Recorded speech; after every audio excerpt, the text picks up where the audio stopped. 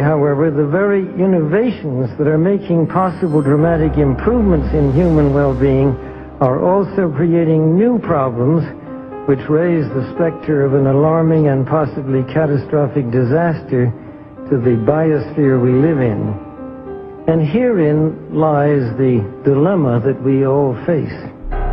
Let me illustrate. Improved public health has caused the world's infant mortality rate to decline by 60% over the last 40 years.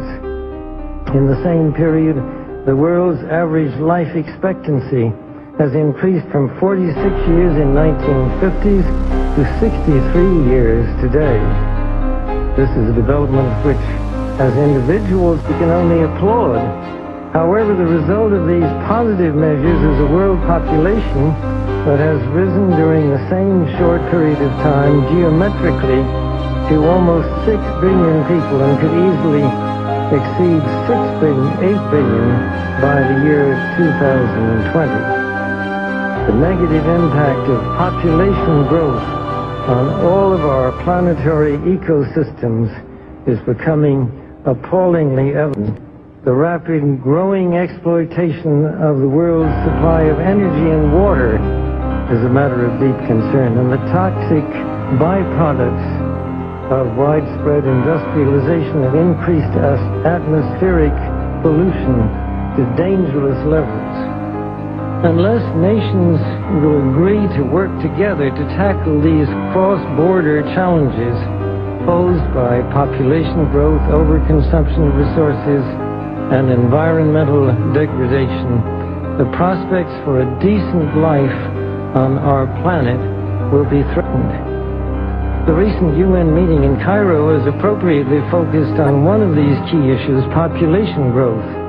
But the controversies which have erupted at the conference illustrate the problem of coming to grips with issues that are deeply divisive and which have a profound moral dimension.